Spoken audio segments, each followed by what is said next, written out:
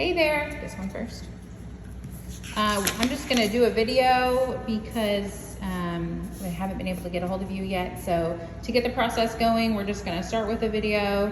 I just sent you a packet. All of these documents here should be in your email. We're gonna go over some really important information. So first off is this welcome letter. It says, "Dear homeowner, on occasion, Adams Homes has found that confusion arises in regard to what is considered home warranty items versus punch-out items and what would be considered homeowner maintenance." So warranty, we consider warranty to be anything that falls in the mechanics of the home, such as plumbing, i.e. leaks, electrical, AC, heating system, and faulty appliances or windows fogging. Punch-out, we consider punch-out to be a systematic completion of the home. We utilize 2 walkthroughs with the homeowner. First, the initial walkthrough, which is the one we're at now, and then the final, which is the one we'll do the day of closing. Punch out is anything that is noted on the walkthrough forms, which are this form here. Let's see, walkthrough forms by the buyer, which will be me today, to be completed prior to closing, as well as any items noted to be completed shortly after closing, not to exceed 3 items. Buyers are required to sign all walkthrough forms and then sign them again when the noted items have been completed. None of these items are considered warranty. Homeowner maintenance. So homeowner maintenance includes those items that experience daily wear and tear, requiring a degree of upkeep to maintain them in a satisfactory condition. For example, painting, caulking, cleaning, and repair to damaged items due to negligent or examples of homeowner maintenance items. Due to neglect are examples of homeowner maintenance items. Adams Homes does not provide a maintenance program for your home. Basically, the way I like to explain it is this is not a rental, this is your home, and so you are required to maintain the home rather than calling the rental company. A maintenance program of the home is the responsibility of the homeowner. We urge you to read the attached home warranty sheets that are issued at the time of the first walkthrough. The homeowner is covered by Centricity Home Warranty Program. The booklet is supplied during the closing process. No, that's not it. You'll see. You'll get a packet at closing, and which allows you the right of arbitration should you disagree with Adams Homes concerning their responsibility to you as a new homeowner. For today, I'm going to sign this for you. This is just part of the first walkthrough and needs to be signed today. Go ahead, Gary. Okay, also on the punch-out items, what we have marked down on the initial walkthrough list will be the only items that we should go over at the final walkthrough. That is your second walkthrough. It's not to pick up new items or anything like that. It's to make sure that these are done, and then we send you a closing with another list to make sure you close. Now, if there's more than 3 items on this list that we have to take care of, then we cannot have you close. And we're not going to nitpick as far as paint touch-ups or drywall. That's going to be one item on our list here. So if there's anything more than that, then I can't have you close. We got to finish the house before we close. But we should have no problem. Okay, cool. But I have to explain it. That's fair. So just in short, to reiterate, what we go through today is the items when you guys come back for the home warranty. It's not an opportunity to find new items. Gary and I will comb through the house with a keen eye and make sure that we're finding items that need to be attended to. And the idea is that at the final walkthrough, there really isn't anything remaining on the list. That's the hope. Okay? All right, do I need to read this one, or can I just have him read this one? It's up to you. Warranty information and procedures. I do believe I sent a picture of this one. Yep. I'll just read it real quick. Warranty information and procedures. Adams Homes equipment suppliers and subcontractors warrant your home against deficient workmanship under terms and conditions of your homeowner's warranty program through Bonded Builders Home Warranty Association. This warranty does not cover ordinary wear and tear, neglect, or general maintenance connected with your homeownership. The warranty conditions and procedures are outlined for your information and guidance in your homeowner's warranty booklet. Please review and familiarize yourself with the information it contains to ensure ordinary and systematic handling of each service request. Your cooperation and compliance with these procedures is requested. Procedure. Warranty items must be submitted in writing to Adams Homes. Return the written warranty item list to the business office at that address. Attention, Brenda. You may fax the list to our fax number as well. All items determined as a responsibility of Adams Homes will be scheduled for corrections. Remedial work will be done on regular work days, Monday through Friday, between the hours of 8 and 3, holidays observed, of course. Please refer to your subcontractor list for emergency services requests that are plumbing, electrical, or heat and air related. We have a list here. Let me just show it to you real quick. You'll see this in the homeowner packet that I just emailed you. This is your emergency contact list. So if you were to have an issue with your appliances, you would call this number. If you were to have any electrical issues, you would call them. Heating issues, which is your air conditioning unit and your heater, and then plumbing issues. And you'll see their numbers are all right there on the side. You'll contact them directly. Also, if you do have any electrical situations in the bathrooms or in the kitchen or on the island or any of those areas that the plugs are not working, check your breakers first and check your reset buttons for the GFI interrupters to switch back those receptacles, because our electricians will actually charge you for coming back to push a button that it should already be on in your house. But if you do have anything like that, even on the outside of the house, check those first before you call an electrician, and then send it in to us if you have a chance before you call the electrician, so we can actually have someone come out and take a look at it first. Remember, that list is just for emergencies, and Adams Homes does have working hours, so that's what he's saying. Like, if it's working hours, give them a call. And Eric, just so you know, when we come back through the final walkthrough, I will show you how to reset a GFI, and Gary will show you the breaker box. Just in case you're unfamiliar, we'll just make sure you know what to check first. Okay, last on the list, important notice: read all bulletins and manuals concerning your appliances and or other equipment. Experience dictates caution in checking probable cause for equipment and appliance malfunctions. Under the terms and conditions of your homeowner's warranty, there are numerous references made regarding coverage on workmanship and materials, possible deficiencies, performance standard, and builder responsibility. We have listed some of the more prevalent items on the next page for a quick reference. We encourage you to read and familiarize yourself with all warranty policies and procedures.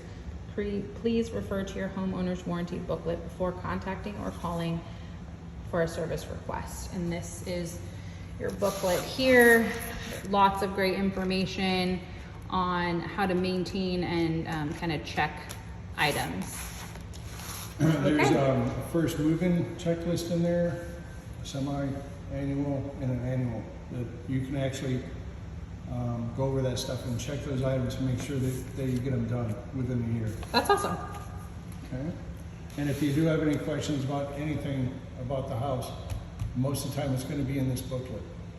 But if you don't, then go ahead and call the office. And they may refer you to the booklet though. So I just want to reiterate that, like, reading this manual, just like getting a new appliance or electronic or anything, it's really important to know your home so that you know what is an issue versus what isn't an issue and has an easy fix. Non-warranty items? Yeah. All right. You want to go over this one? Yeah.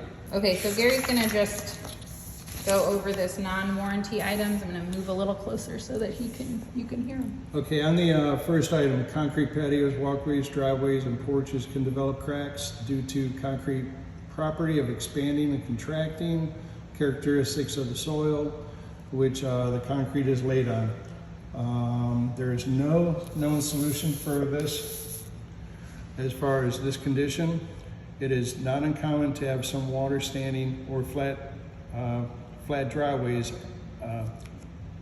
on flat driveways after it rains.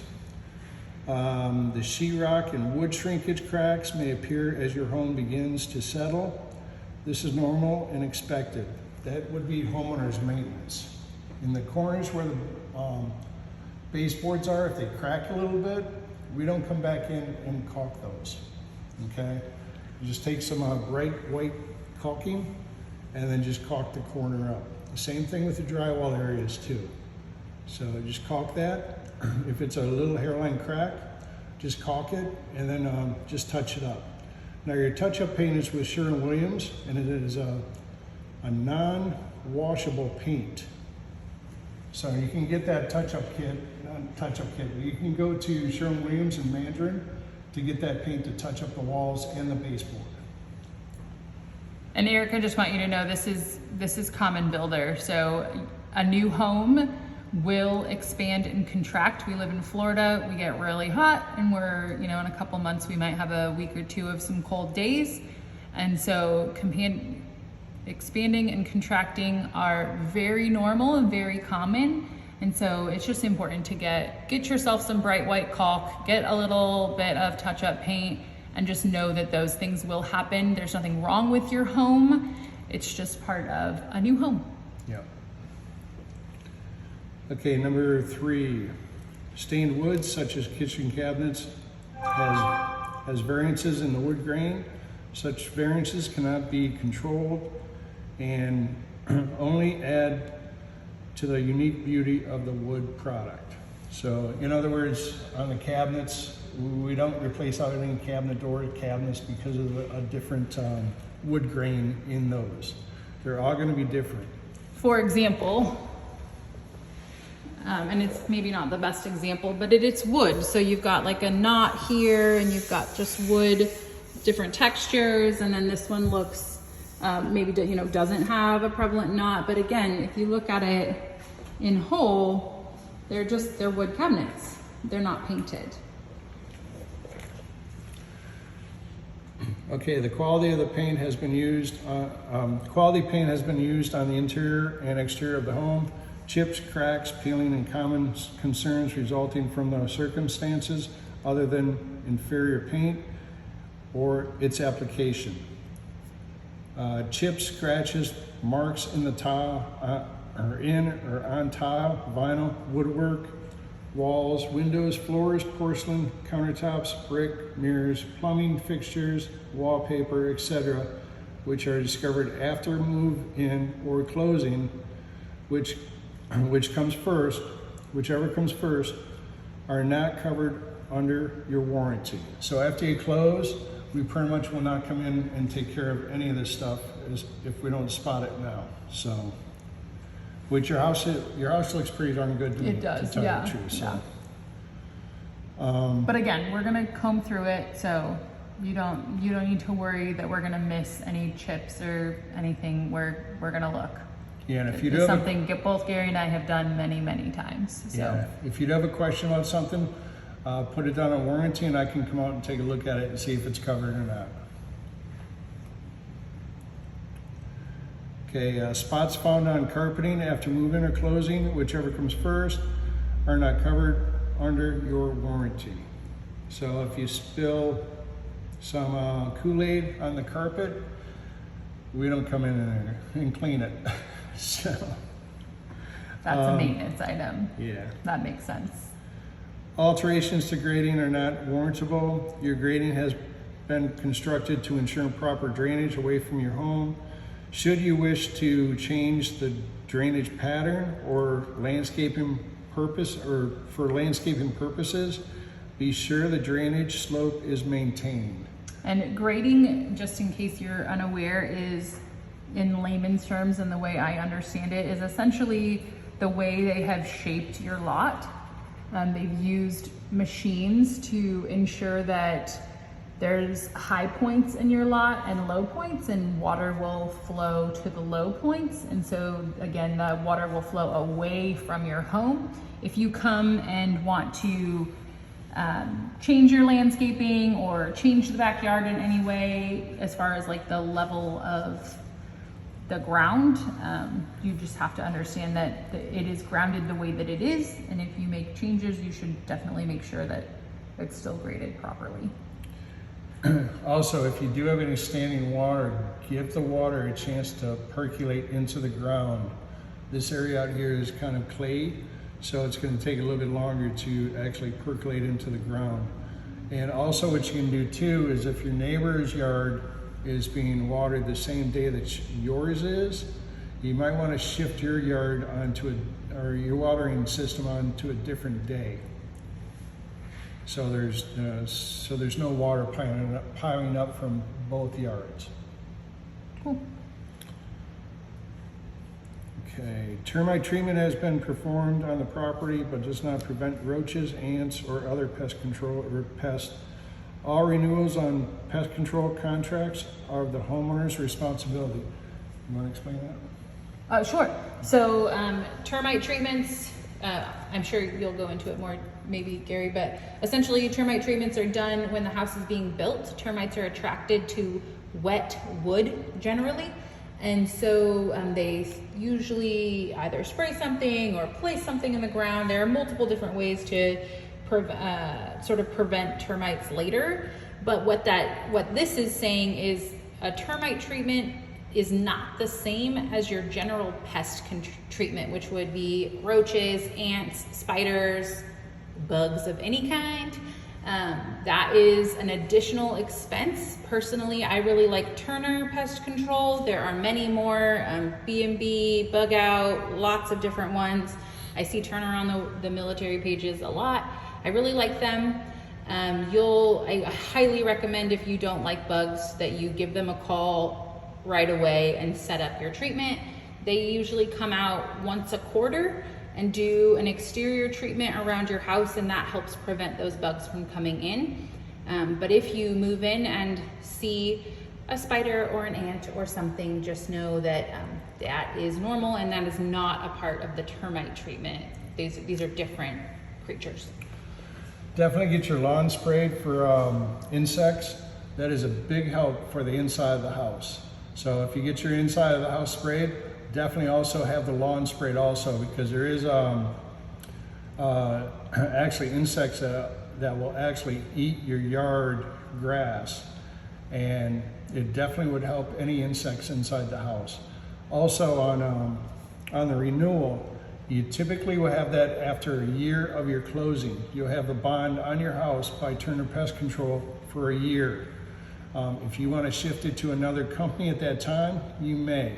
But I would try to stick with Turner Pest Control as far as having your bond and your pest control. Turner does a termite bond and pest control, so that's what he's saying. Like, yep. They're separate, but done by the same company. Okay, any and all landscaping, including sodding, seeding, shrubs, trees, and plantings, are not covered. The landscape irrigation systems, including but not limited to the sprinkler systems, sprinkler heads, and sprinkler control systems, are not covered under warranty. So if you have anything to do with the sprinkler system after you close, more than likely you could have ran over a head on the driveway, or the filters need to be cleaned on the inside of the actual sprinkling, actually sprinklers that come up in your yard. So there's a lot of trash in the actual city water, so check those before you have someone come out and take care of your sprinkler system for something that you could have avoided right up front. Also, your backflow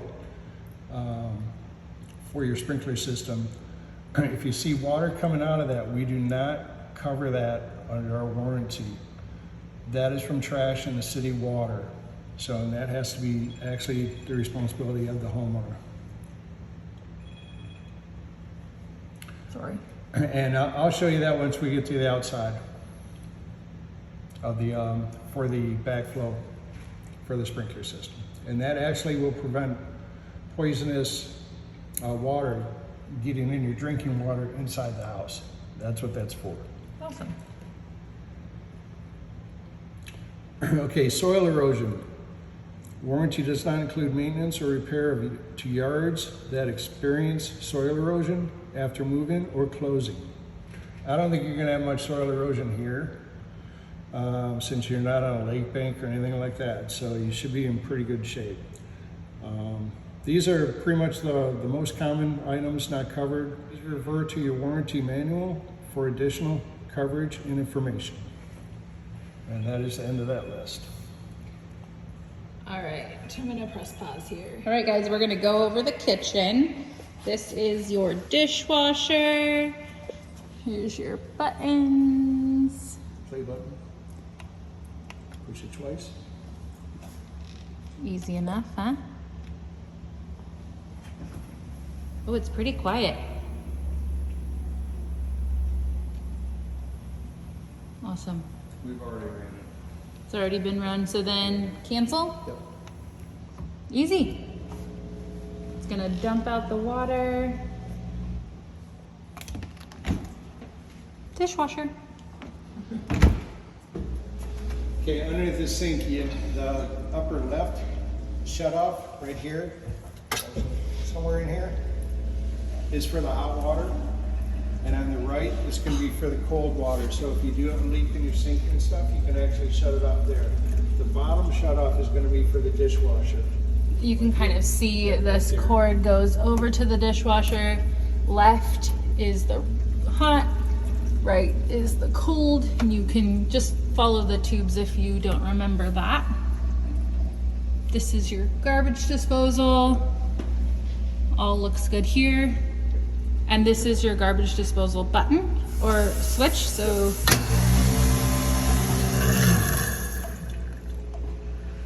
Line up everything. Something I like to remind everybody is when you put things down your garbage disposal, one, you should always have the water running when you're doing that. And two, I like to shut my garbage disposal off and leave the water running for an additional 10, 15, 20 seconds, just to make sure everything gets rinsed down and no grinded up stuff sits in there and gets stinky. All right, so you guys have been in your house, but right across from the sink is your oven, stove, microwave. We're going to set the clock right now.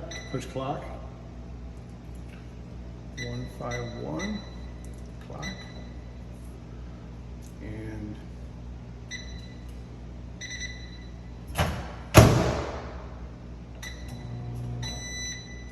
it works. Then you got a light underneath and a blower. Great. Okay. Your range, you got these. These turn on the glass top for all the burners.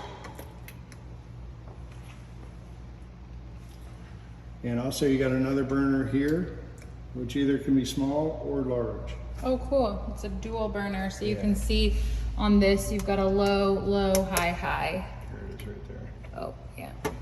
So it's working. So you got information in your drawers on that. And if you could, make sure that you send that information into Whirlpool as soon as possible for the dishwasher, the microwave, and the range.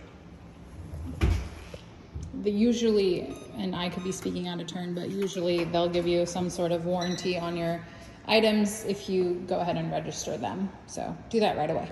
Very important. An extra length of time? Yeah, yep. Usually the warranty on our items that we warranty here is going to be 1 year after you close. Okay. Okay. So we've turned the Bake. bake cycle on, and so it's heating up. And just know when you first use your appliances, especially the heating elements, you will smell a burn off, and that's just like dust, or all of them have them. If you buy a new appliance later, the same thing's gonna happen. You have to let it kind of burn off. On the coils. on the coils. And you guys can't, oh yeah, you can. There's a little bit of a steam coming out. So it's working.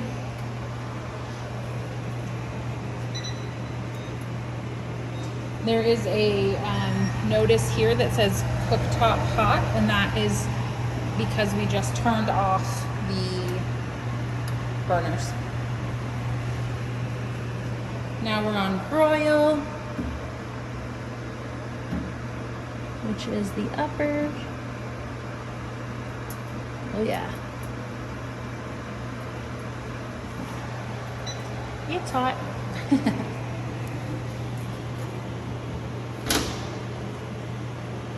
On and off. Play and stop. Easy enough.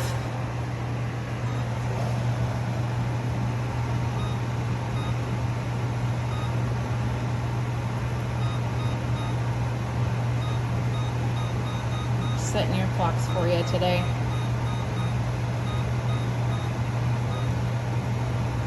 Oh.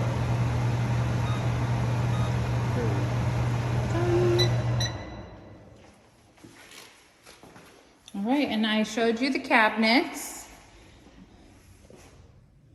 Island, you have your water island. This is where your refrigerator will go.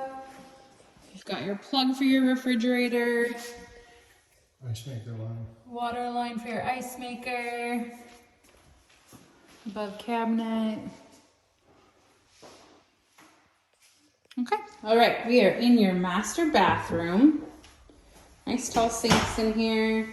Some homeowner maintenance items. You want to maintain the caulk around the countertop and the backsplash and around the sinks. This is how you keep moisture out of places it shouldn't be. And then each sink has a shut off? Yes. So each sink has its own water shut off. You've got your hot water and your cold water, and those plastic or those clear valves are the shut off. For the shower, it's toilet. Nice big toilet room. Okay, toilet has its own shut off back here. You would want to know where those are if you ever had a leak somewhere, running water, and toilets are a thing in my house. They just like to do things like that. No need to caulk this. They interlock so it drips down into the bottom of the shower pan. So if you were to caulk this, you would constantly be cleaning behind here and constantly caulking it. So they interlock, don't caulk your shower. There's another one right here. All right, guys, we are in the HVAC closet, but first let's go over here. Thermostat.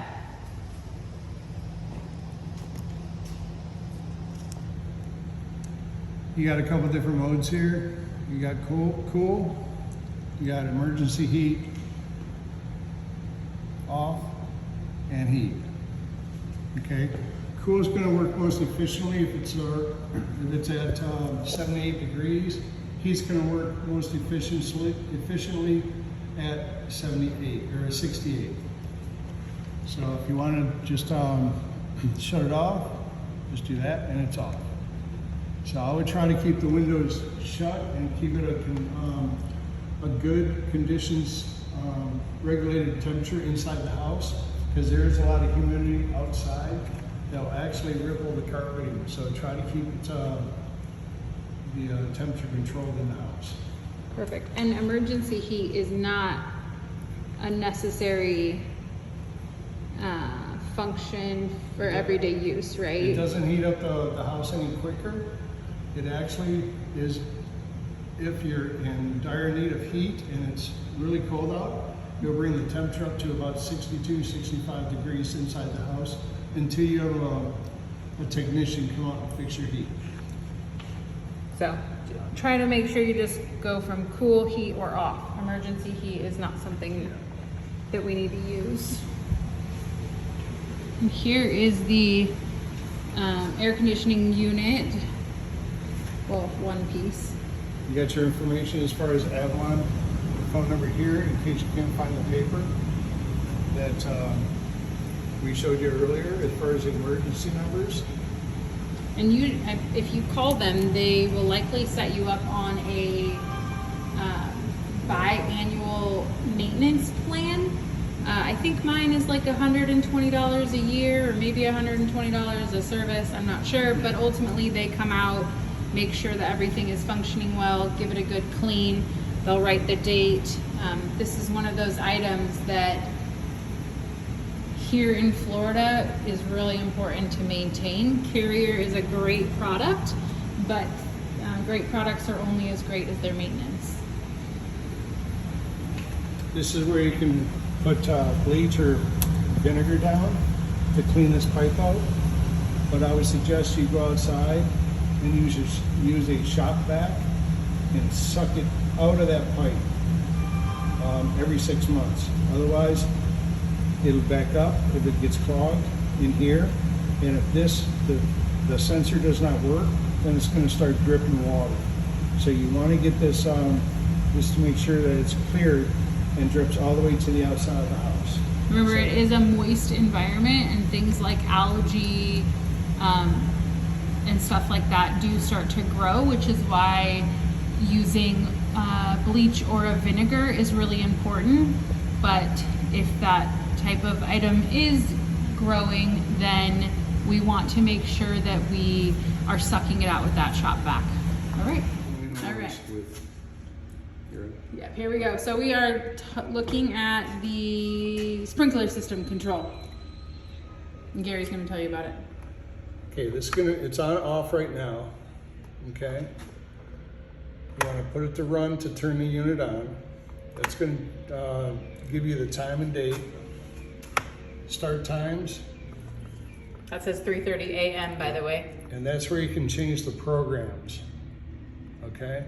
Run times, and that's where you're going to be able to change and lengthen the actual zones that those are on in the yard as far as the length of time that the sprinkler's on for that section. Watering days, it's on every single day right now. So what I want you to learn though is going back up to start times. That is program A. There are 3 different programs, A, B, and C, with 4 start times underneath each one.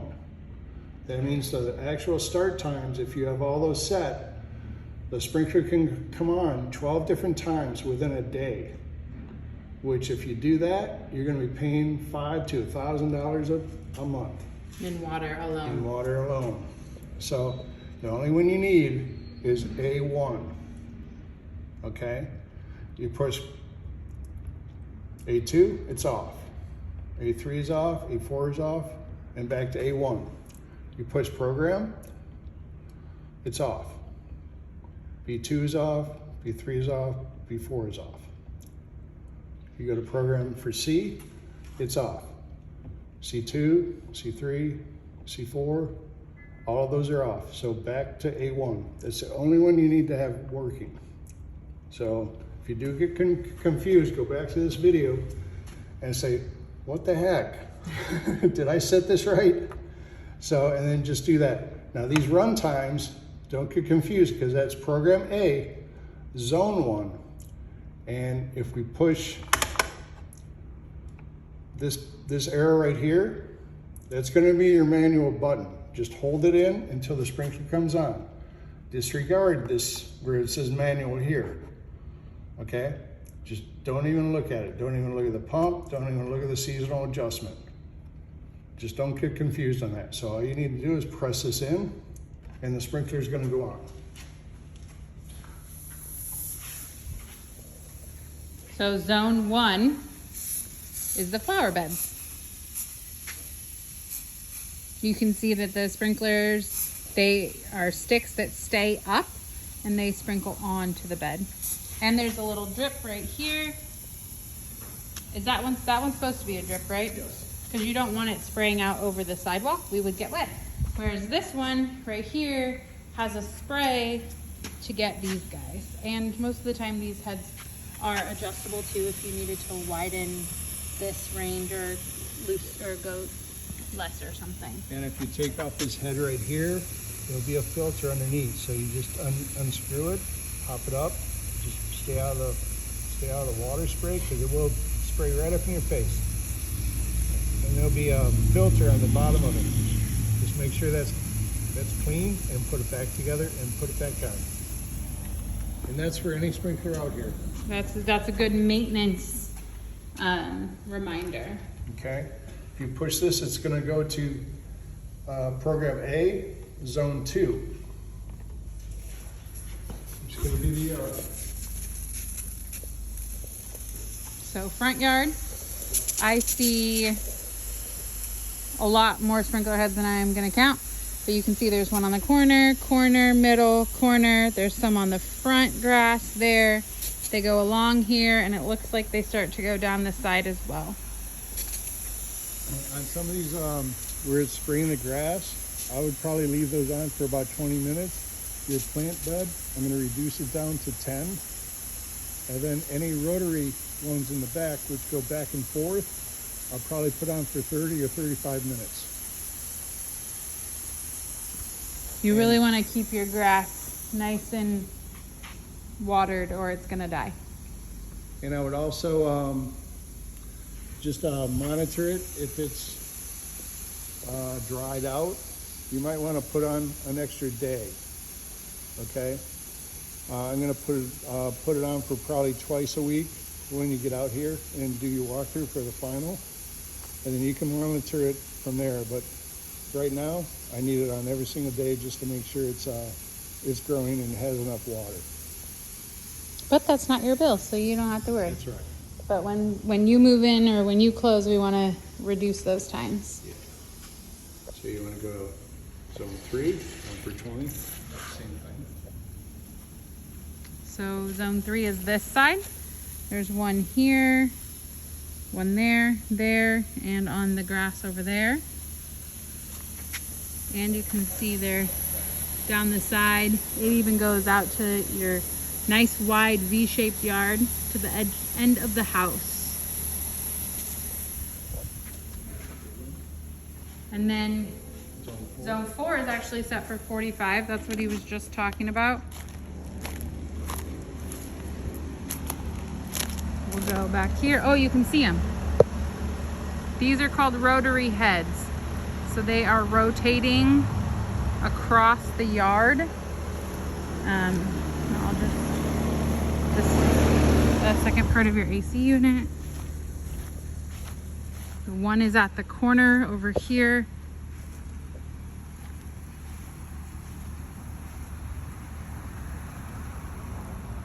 Two over there. One right there.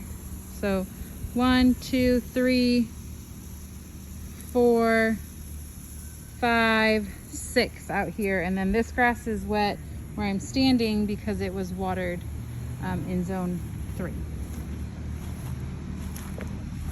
This is your rain sensor. It is connected to your sprinkler system. There is a cork in here. And if it rains enough to swell that cork, your sprinkler system won't go off. So you can adjust it as needed if you want.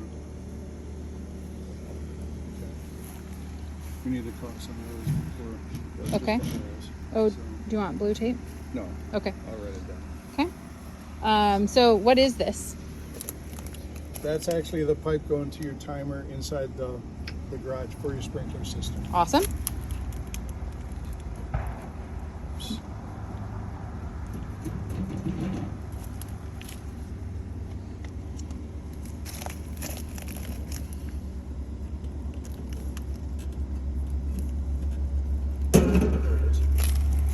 That's going to be shutting off the electrical on your whole house. I wouldn't put a lock on it unless you absolutely have to. If you're having problems with it, then I'd put a lock on it. But I would not put a lock on it for the simple reason that if there's a fire inside your house and you have kids or something inside the house, the firemen are going to go directly to here first. They're going to shut that electrical off. And if there's a lock on it, it could be a matter of seconds to save a life. so they don't have to go back to the truck and grab snips for your lock. Super important.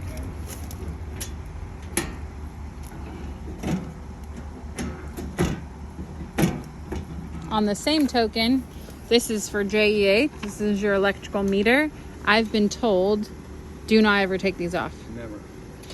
JEA does not like that. Yeah.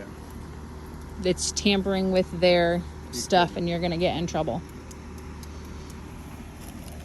This is going to be your cable for inside the house, and that's going to be the ground for any cable service that you have.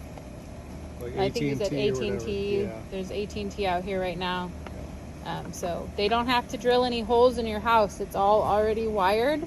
Just show them here. This is your hose bib. You can wash your cars on with this bib right here.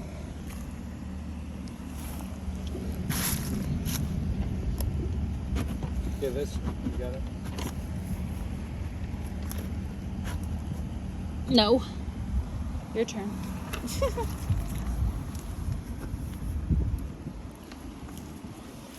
It's all muddy. But what is it? That's your shut off for the water for the whole house. This is your water to the whole house. It's muddy because the ground is wet.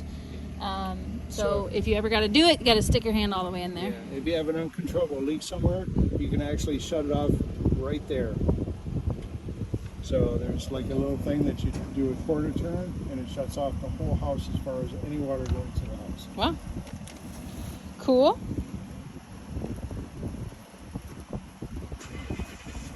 I think some of this information is in the homeowner's manual too, right? So if you read that, you'll hear reference to these things also. This is going to be where your zones are for your sprinkler system, and this is your backflow interrupter here. You might have water coming out of here as far as gushing water. That's if there's trash in that, it can clog that up and just shove everything out as far as the water in the system down into the ground here. You want to have this taken care of as soon as possible by a landscaper. Okay. So, or a registered plumber at least. So, and these can actually shut off this water in case that happens. You need to check that once in a while because that can be a lot of water gushing out of that house, and you need to make sure it's turned off as soon as you see it. The house must have cooled off enough, huh? Yeah. That's where they can put a shop back in. Oh, so this is the other end where we were telling you about the vinegar and bleach. This is a great place to put the end of a shop vac and suck out any gunk building up in there. And it's just one way to really maintain your air conditioning unit. Tell them not to even worry about that. No need to worry about this. What is it? It's your shut off. Disconnect for the actual unit. So if someone comes and services that unit, you can disconnect it right there instead of going into the house and turn off the breaker or something. Right. So just to reiterate, like that disconnect is really only for service people. So they don't have to come traipsing through your house. You got an outlet here, covered. No need to caulk the sides of windows. Everything's taken care of as far as the way the windows are designed with the siding. Cool. You got architectural shingles, which those are good for 20 to 25 years in the Florida sun. 20 to 25 years. And again, the house is made specifically, so even though you see these little gaps in the vinyl, you don't want to caulk those. And so know that it has been put together in a way that keeps the moisture out. Make sure that you caulk this here and caulk the sides and around the front. Definitely make sure of that, otherwise water can get underneath the door sill and get in through the house. Another light. windows. What do we got here? This is a cover for we call bug tubes. Okay, you can pressurize your whole house as far as any pest control or termites, and it can go all the way around the house if those are pressurized enough. You can spray for termites, but a lot of times Turner's going to put stations out by your perimeter of the house to check also. Cool. But I don't even know if they'll use that. Right, that's just how you guys do it. I've never seen them use it. Another hose bib here in the back, so you have a water access point for the backyard. Great for swimming, you know, your little swimming pool or your little sprinkler for the kids or whatnot. Yep. As far as cleaning the siding and the soffit and the fascia, just use like a degreaser. So you're gonna have the black mark coming from the roof all the time. So use a degreaser on that. And a little, do you recommend like a car scrub broom kind I mean, you of? can, yeah. So a lot of times what a lot of people do is, depending on the degreaser that they buy, they can put it in a bucket, wash it down, leave it sit for about 5 minutes, and they can spray it right off. Cool. Just depends on what kind you get. Pretty easy.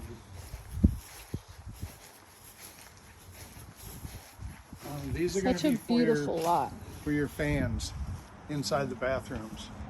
So the exhaust fans inside the bathroom. So if you see any of these around the house, that's what they're for.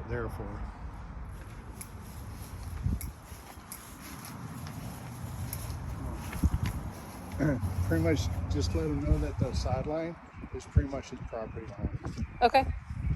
So they can check the permit or site plan also. Same thing with the other side. So large, such a great lot. And this, I don't remember what this is. It's plumbing, it's a sewer clean out, overflow. Yes. If there is a blockage between here and the street, any of the sewage coming from your house is going to come out in the yard here instead of it's backing up into your shower. So important. It's Yeah. never happened to me, but I think it's so important. And that gray cap will lift up and have it come out.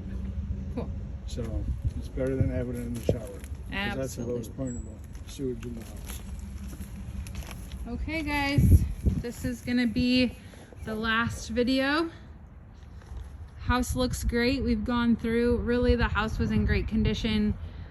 We found minor touch-ups, nothing major, nothing to be concerned about. And so we're almost there. Congratulations.